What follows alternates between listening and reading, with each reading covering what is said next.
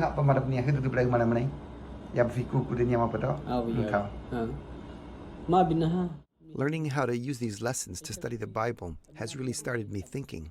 It's started me thinking about my people, about the Yanomami, and how God's Word came to them. There's this example I want to give. As I think about how it all happened, I think about making a garden. If you're making a garden in the jungle, there's a lot of tall trees and underbrush. If somebody were to make a garden, they would need to first clear the brush underneath the big trees. And then after that, they get up to the big trees and they start chopping them down and make a clearing that the sun can shine down on.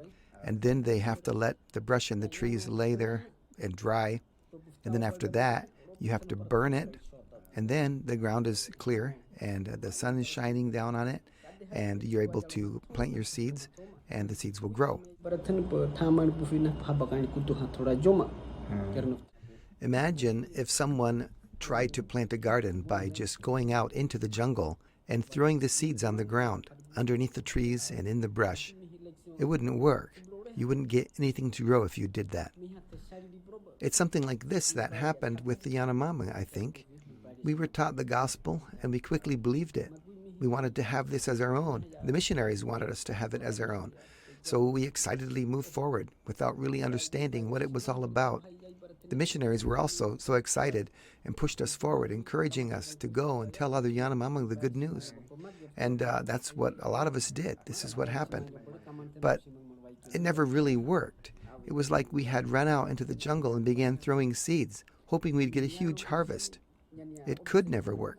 The missionaries still didn't know, or at least take into account, many of the things that the Yanomami hold so tightly, things that hinder them. And the Yanomami, we didn't realize how much preparation, how much foundation would still be needed to understand how to move forward with our new life, with God. I'm seeing this so clearly now that I'm working through these lessons. Lessons like these are going to be so important. Using them has already changed my outlook in so many ways. When I study God's Word, it's already different for me. I feel like I'm not just learning things about God, I'm actually seeing Him. I'm understanding who He is and what He thinks about things. I've always wanted to share God's Word with my people, but now I want so much more. I want to share God Himself with them. It's like I'm introducing a person to them. And that's not only more exciting to imagine, it's also more possible to imagine. I have hope now that when I go back to my village, I won't feel like I'm alone. There are other Yanomami, many Yanomami actually, who are believers. Some of them want to follow God. They feel helpless, though, about how to proceed. That's how we all felt. That's why this is so exciting to me. I'll be able to go back to my village and have help in moving forward together. I won't be alone. I believe that now.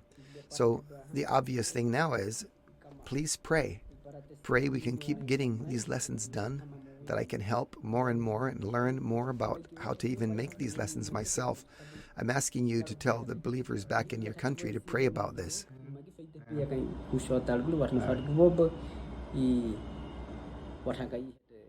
So what I think about these lessons is, now we're getting somewhere. This is what I need to study God's Word. I'm seeing this for myself, but that's not all. This will also open the eyes of others. It'll bring us together to fellowship around God's Word. And that's just so amazing for me to think of.